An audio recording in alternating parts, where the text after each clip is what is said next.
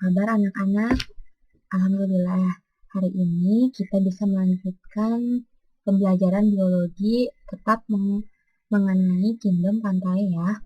Minggu kemarin kita sudah belajar apa saja tumbuhan berpembulu dan tumbuhan berpembulu. Ada lumut, kemudian juga ada paku, kemudian lumut juga dibagi menjadi 3, ada lumut hati, lumut daun, dan lumut tanduk. Begitu pula dengan paku.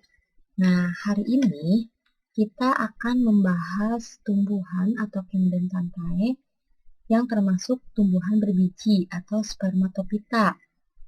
Nah, kalian simak baik-baik videonya, kemudian nanti di akhir kita akan melaksanakan diskusi.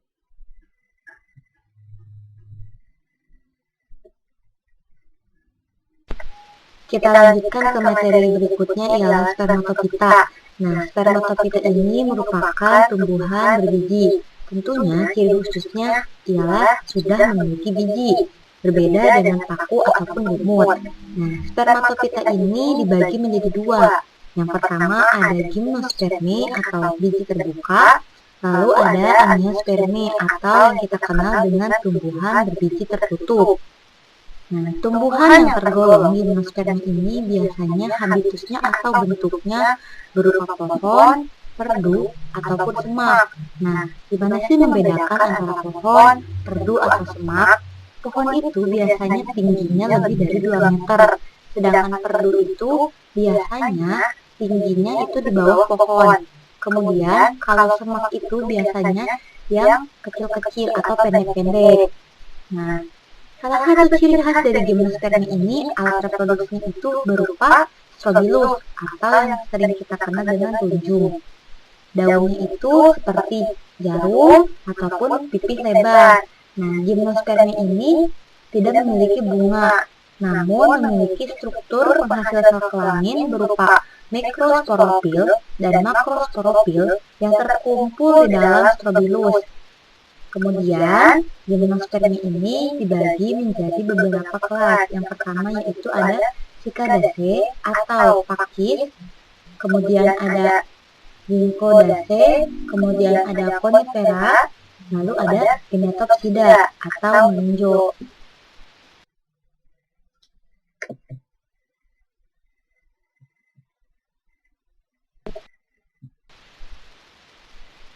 Yang pertama dari kelas dari gimnosperme ini ada kelas Cycadinae. Nah, tumbuhan ini biasanya menyerupai pohon palem.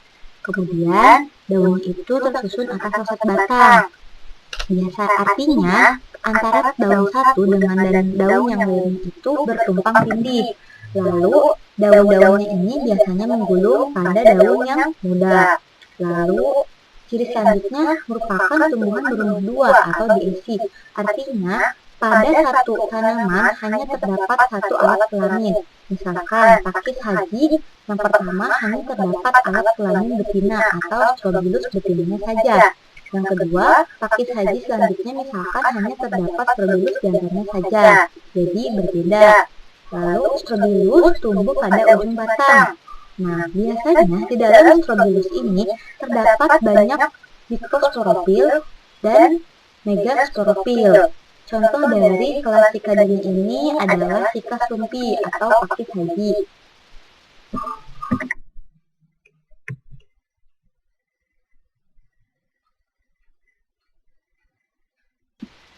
Selanjutnya adalah kelas Coniferae atau Conifera.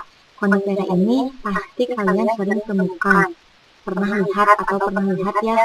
Nah, tumbuhan Conifera ini biasanya bentuknya itu habitusnya berupa semak, perdu, ataupun pohon dengan tajuk berbentuk kerucut atau konus.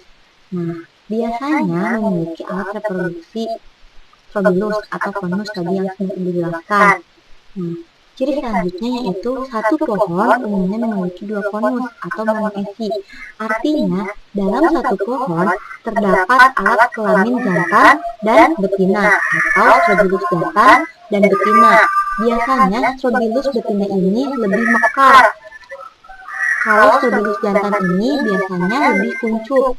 Lalu ciri selanjutnya yaitu daunnya seperti jarum. Kemudian, bagian dari konifera ini memiliki epidermis yang sangat tebal dan dilapisi kutikula, sehingga konifera ini tahan terhadap perubahan cuaca sekalipun. Misalkan ketika musim kemarau, dia akan tetap hijau daunnya. Kemudian, walaupun di musim hujan ataupun musim salju, maka daun tetap hijau karena memiliki lapisan kutikula atau epidermisnya itu tebal.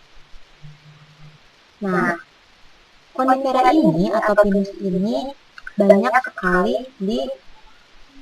didapatkan di daerah pegunungan. Kemudian biasanya daunnya itu dijadikan pentol korek. Nah, ini merupakan salah satu konus dari Strobilus jantan. Bisa dilihat. Nah, kalau gambar yang ini merupakan contoh dari Strobilus pinus betina.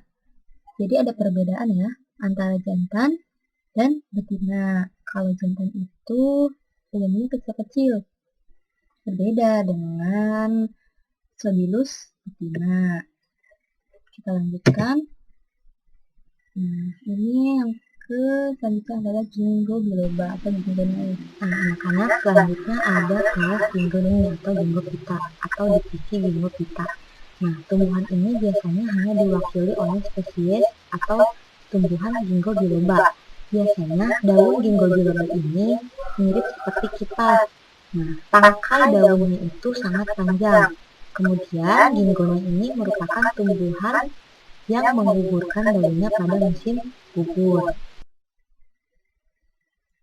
Ini merupakan salah satu contoh dari perkembangbiakan gimnospermae, hampir sama dengan yang kemarin, hanya pada gimnosperma itu ada yang disebut dengan mikrospora dan makrospora. Nah, seperti halnya lumut dan paku pada gimnosperma juga, ketika spermatozoa dan sel telur bertemu maka akan menghasilkan zigot. Zigot kemudian berubah menjadi embrio.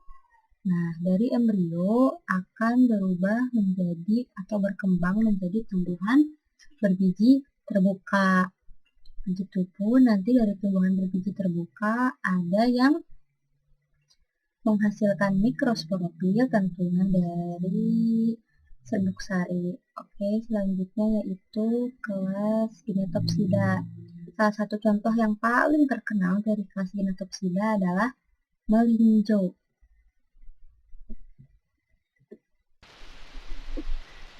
Kelas terakhir dari tumbuhan gimnosper ini adalah kelas Ginetopsidae atau divisi Ginetopsida. Nah, salah satu cirinya yang pertama, habitusnya itu berupa pohon, kemudian berkayu dan bercabang. Lalu daun-daun dari Ginetopsida ini biasanya tunggal dan letak ini berhadapan. Ciri-ciri lain dari Ginetopsida ini, bunga betinanya memiliki bakal biji, artinya kelas. Nah, ini merupakan Strobilus dari Ginetopsida atau dari melinjo. Berbeda dengan pinus dan Cicadae, jadi dari melinjo ini tidak membentuk konus. Nah, adapun peranan dari gimnospermae tentunya penting ya bagi manusia. Biasanya kayu pinus merupakan bahan pembuat kertas atau kerajinan. Nah, getahnya digunakan sebagai pembuat terpentin. Kemudian, Ginkgo biloba ini merupakan tanaman sebagai obat. Nah, Ginkgo biloba juga pada beberapa negara dimanfaatkan untuk obat karena ada yang mengatakan bahwa bisa meningkatkan kecerdasan seseorang. Selanjutnya ada Angiospermae atau tumbuhan dengan biji tertutup. Angiospermae merupakan tumbuhan dengan biji yang tersimpan di dalam daun buah. Nah, tumbuhan ini memiliki batang, akar, dan daun sejati, tentunya memiliki bunga. organ reproduksinya terletak pada bunga. Kemudian bentuk daun dari tumbuhan bibir tertutup ini ada yang pipih, ada yang lebar, ada yang susunan daunnya menirip, menjari, ataupun sejajar. Nah, bakal biji atau bijinya itu terbungkus oleh daun buah sehingga disebutlah tumbuhan dengan berbiji tertutup. Ini ada salah satu contoh bunga sempurna. Kenapa dikatakan bunga sempurna? Karena bunga ini memiliki kelopak, mahkota, benang sari, dan putik. Contohnya bunga lengkap itu pada bunga sepatu atau bunga mawar. Nah, namun ada juga yang dinamakan dengan bunga tidak lengkap karena tidak memiliki salah satu bagian utama pada bunga. Bisa jadi hanya memiliki kelopak saja, tidak memiliki mahkota, atau hanya memiliki benang sari dan tidak memiliki putik. Oke, sekarang fungsi masing-masing dari bagian-bagian bunga ini. Yang pertama, ada yang dinamakan dengan mahkota bunga. Nah, mahkota bunga ini, corolla atau petal biasanya memiliki fungsi untuk menarik serangga. Jadi, karena warnanya berwarna-warni, maka biasanya ada serangga yang hinggap. Nah, warna mencolok ini menarik serangga penyerbuk untuk melakukan proses penyerbukan. Lalu ada yang dinamakan dengan kelopak atau sepal. Nah, atau biasa juga disebut dengan kaliks. Kelopak bunga ini terdapat di bagian terluar. Fungsinya yaitu untuk melindungi mahkota bunga ketika masih kuncup. Kemudian ada yang dinamakan dengan benang sari atau alat kelamin jantan. Biasa juga disebut dengan androecium. Nah, bunga biasanya terdiri dari 4 kotak mikrosporangnya. Jadi yang memiliki mikrosporangnya itu adalah benang sari, tepatnya pada daerah stamen. Nah, ini merupakan antera. Antera itu adalah kepala benang sari. Nah, ini tangkai antera. Tangkai antara ini dinamakan dengan filamen. Filamen ini merupakan penegak dari antera atau anter. Kemudian ada yang dinamakan dengan stigma. Stigma ini biasanya disebut dengan kepala putik. Nah, putik ini merupakan alat kelamin betina. Kemudian, di dalam putik ini terdapat ovarium atau bakal buah, yaitu bagian yang mengandung sel telur yang terletak di dasar bunga. Nah, di sini. Tangkainya ini disebut dengan stilus. Jadi, bunga lengkap itu memiliki benang sari. Ini yang dinamakan dengan antera atau anter, kepala benang sari. Kemudian ada yang dinamakan dengan filamen, tangkainya. Lalu pada organ betina ada yang disebut dengan stigma, kepala putik. Lalu ada yang disebut dengan tangkai putik atau stilus. Lalu ada ovari atau bakal buah di mana di dalamnya terdapat sel-sel telur. Kemudian ada reseptakel. Reseptakel ini merupakan dasar bunga di mana melindungi bunga atau melindungi mahkota bunga ketika dia masih kuncup. Baik, kita lanjutkan. Nah, anak-anak, angiosperme ini dibagi menjadi 2. Yang pertama ada dikotil,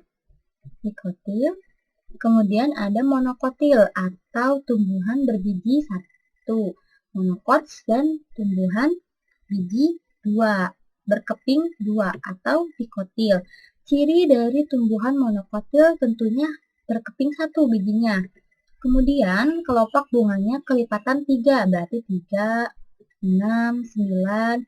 Kemudian ciri lainnya adalah daun atau tulang daunnya itu sejajar. Bisa kalian lihat pada daun jagung, maka tulang daunnya itu sejajar ya. Kemudian jaringan pengangkut tersebar pada batang lalu tidak berkambium. Jadi antara xilem dan plom itu tersebar, tidak teratur. Ciri lain dari tumbuhan monokotil ialah akarnya itu serabut. Jadi gampang untuk dicabut. Nah, lalu ada yang kedua yaitu tumbuhan dikotil atau biji berkeping 2. Ciri lainnya adalah kelopak daun memiliki kelipatan 4 atau 5. Lalu tulang daunnya itu bercabang. Kemudian ada yang menyirip seperti daun mangga, kemudian daun rambutan, kemudian daun apa lagi ya, banyak lah satu-satu ya contohnya. Nah, ciri lain dari tumbuhan dikotil ini memiliki akar tunggang. Akar tunggang itu dengan ciri akar utama, kemudian akar utamanya besar, kemudian memiliki akar-akar serabut yang kecil-kecil. Jadi biasanya tumbuhan dikotil ini susah untuk dicabut. Seperti contohnya pohon mangga, kemudian pohon rambutan, pohon lengkeng, pohon apalagi, pohon alpukat. Nah, ada beberapa famili yang termasuk monokotil. Yang pertama ada Liliaceae atau contohnya itu kembang telang. Nah, ini salah satu contoh tumbuhan monokotil. Kemudian ada yang paling sering kita temui atau sering ada di lingkungan sekitar, pisang atau Musaceae dari famili Musaceae. Nah, contohnya itu Musa paradisiaca atau pisang. Contoh lain dari tumbuhan monokotil ialah padi dan jagung. Lalu ada tumbuhan dikotil. Nah, tumbuhan dikotil ini salah satu contohnya yaitu bunga merak. Lalu ada yang paling sering kita temui ialah ini bunga sepatu. Kemudian ada juga putri malu. Nah, ini Mimosa pudica. Contoh lain dari tumbuhan dikotil ialah singkong. Nah, kemudian selanjutnya ialah manfaat rantai bagi manusia. Tentunya banyak ya manfaat tumbuhan bagi manusia. Contohnya padi sebagai sumber makanan pokok dan sumber karbohidrat. Padi ini atau yang biasa kita makan menjadi nasi ini merupakan salah satu sumber utama makanan atau orang Indonesia, karena orang Indonesia itu mayoritas makan nasi, tentunya dari padi. Kemudian ada kentang. Nah, kentang ini merupakan sumber makanan yang mengandung karbohidrat juga tentunya. Lalu ada singkong, lalu ada kelapa, pohon jati yang biasanya dipakai untuk membuat peralatan rumah tangga seperti kayu, lemari, kemudian dasar bangunan rumah. Lalu ada pohon jambu yang daunnya bisa dipakai sebagai obat sakit perut. Lalu ada pohon pisang. Nah, pohon pisang ini ternyata memiliki getah yang bermanfaat untuk mengobati luka. Nah, materi hari ini cukup sampai di sini. Silahkan kalian simak penjelasannya lalu mencari